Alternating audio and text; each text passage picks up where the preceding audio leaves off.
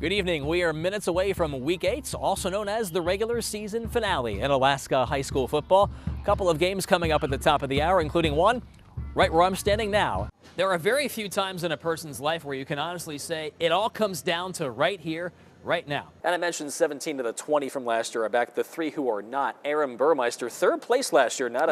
Certainly a notable absence there. Christian Turner not back, and also last year's top rookie Thomas Warner was 17. Good afternoon, hello, and welcome to Anchorage for KTUU Channel 2's live broadcast of the Iron Dog ceremonial start. Kevin Wells alongside former champion Ken Lee. Great to have you with us again, partner. They just got out of a bases loaded, no outs jam in the top of the 7th, so that Indians bullpen coming through again. Okay, so you want to go run over there right now, don't you? Yeah, I do. Okay, we'll let you go. Commercial. Where's Caslin? I don't see her. As Aces fans celebrate Halloween, and hey, get to the highlights already. I'm dying over here. Hi, darling. Here, let's go in your house. It's pretty rugged. I got to have something girly going on. Whoops. Good girl. An extraordinary set of circumstances during Iditarod preparation can mean a lost year. I still have a lot of physical issues and a lot of pain kind of on a regular basis. Willow's Karin Hendrickson knows. Lyra, hatchet. She'll never get last winter back. When I got hit, it hit the four-wheeler and I flew, and I knew I was going to get hurt. In November of 2014, Hendrickson went on a typical training run that ended in near tragedy when she was hit by a truck that skidded off the road. Rock solid. The Iditarod veteran spent 5 months immobilized in a body brace. 1, 2, 3 with Shanahan. Okie dokie. She is back in the running, but has low expectations. And I don't know if I'll be able to string together a bunch of runs with not much rest in between them. So I don't really know how the race is going to go for me. Even in August and September when we started training, I would have to, harness the dogs and then lay down for a few minutes and then go for a run and then lay down and so in addition to just the damage, it's just I've also lost a lot of fitness. I'm not strong. I don't have the muscles left. Slow down. Easy. If a 2016 return seems ambitious, Hendrickson has a certain amount of pride about her dogs. They did run the Iditarod last year with replacement musher Brian Bears, but did not finish. But it was real difficult to watch somebody else take my guys out. And to sit on the sidelines and watch was awful. A working woman, Hendrickson operates a 30-dog kennel out of necessity. Straight ahead. Which allows for more personal attention. I do feel like when you were there when they were born and you harness broke them and you've been with them every step of the way, there's a different kind of a connection.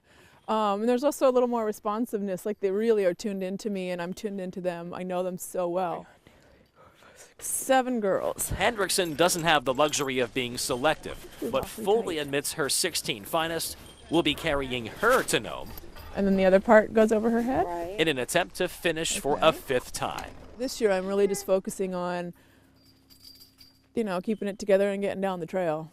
And hopefully having some fun out there, because, that's why we do it. And all the more meaningful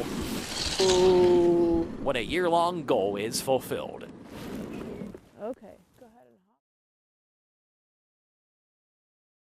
hop. At 33, Keegan Randall is already an Alaska legend, a World Cup season champion, and a member of 4 U.S. Olympic teams, in a sport where athletes can peak late. It takes a lot of training and experience to get to that high level, but once you get there, you can actually ride it a while. I think the factor that really determines your longevity is your motivation. At this stage of her life, Randall feels rejuvenated. She missed out on the last competitive ski season because the athlete that grew up in front of Alaska's eyes is now a mom herself. Randall and her husband are proud parents to 3-month-old Breck. Randall felt pregnancy would be the difficult part, but is back rebuilding her stamina and technique, along with the rest of the APU Nordic skiers this summer on Eagle Glacier. Being pregnant this year and not on the race circuit really made me reflect back on my career so far and how much fun it's been and how far we've come. To see this group coming up and taking the lead as I kind of stepped back this last year and watched them just run with it. It's cool. You almost feel like a proud mother hen. One of the exciting parts about her training is she's always been really good at figuring out the most important pieces and kind of having good focus. Training is going really well, and we should see a good season ahead. This week's training session is the first time Randall has been separated from Brack, but on the team, there might be something to that mother-hen situation. After qualifying for her first Olympics at 19, Randall is now APU's senior member and enjoys the fresh perspective. One of my first summers up on Eagle Glacier when I was here with Nina Kempel, and she had been coming up for about 14 or 15 years, and so we joked, Keegan, you're going to be up here till 2014, yeah, whatever. And then it feels like a flash, and all of a sudden here we are. I almost feel like a kid again. I mean, I'm giddy, feeling confident that if I am patient and work my way back, I can find some of my best performance yet to come. Embracing new roles, on the trail and off. And now it's time for the mother of all comebacks.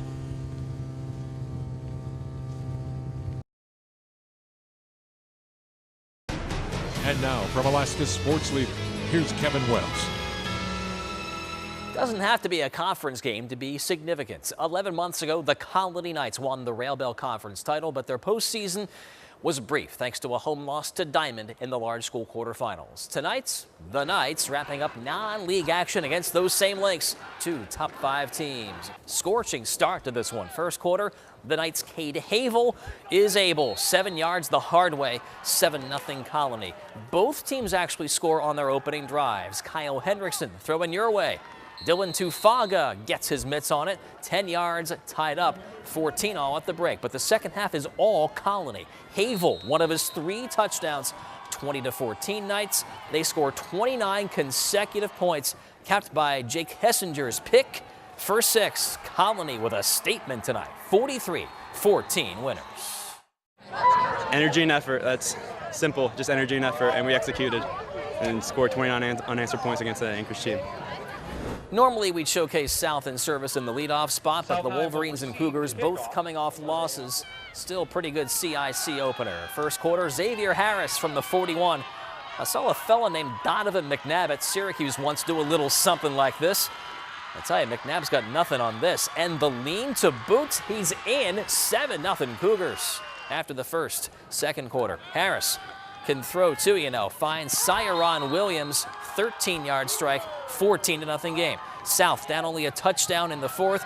Kickoff to Dominic Norman at your own risk. Huge momentum swing here, 86 yards, 6 more for service. The Cougars reach 3-1. Your final was 33-14. We put all our effort into it. We had all of our heart, and we had hard work, dedication throughout practice, and it just came together.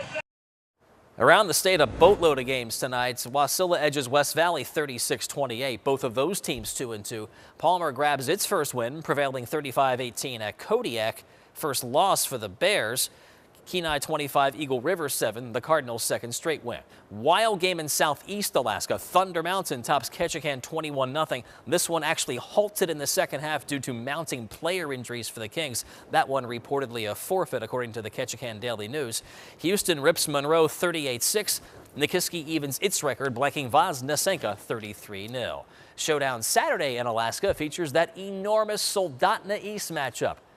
And by enormous, I'm not just talking about those T-Bird linemen. The stakes about as high as they get for a non-league game. Both teams 3-0, ranked number 1. And the Stars bring in the state's all-time longest win streak of 42. And even though it is so high, playing up a level in school size, the T-Birds have something to gain here as well. We kind of planned to try to have big games like this, so we were prepared for October, because I think last year we were pretty front-loaded on the schedule and then had a couple easy games, and it felt like we were a little bit behind in October, a little overconfident maybe. Both East and SoHi scored over 40 points in Week 3 and also have a shutout defensively to their name this season. But enough of that whole one game at a time nonsense. The number 14 UAA volleyball team playing twice in its invitational today. Seawolves looking to reach 4-1, battling Rollins out of Winter Park, Florida in the afternoon. Second game, 22-10 Seawolves. Leah Swiss getting a second chance at this one. This is an easy put away. Swiss and Diana Fa'ama-Usili each with 12 kills. Fast forward to game points in the second. Aaron Braun, UAA real efficient, a 3-2-4 attack percentage in game 2, 25-11 winners. And now brimming with confidence by the third, Chris-Celine Johnson buries one of her 8 kills, Seawolves in 3. And that's important because They played again this evening against West Region foe Stanislaus State, and I'm pretty sure that young fan enjoyed this play. Game 1, Morgan who? Morgan Ho. Look at that tip. Game 1 to UAA 25-23. A squeaker. From there, UAA dominates. Second game, Ho setting up Fa'ama Usili. 7 kills for her. Third straight Seawolves sweep. They're 3-0 in the tournament in a likely championship match de facto anyhow against Arkansas Fort Smith tomorrow night at 7:30. They're 2-0 in the tournament, also ranked.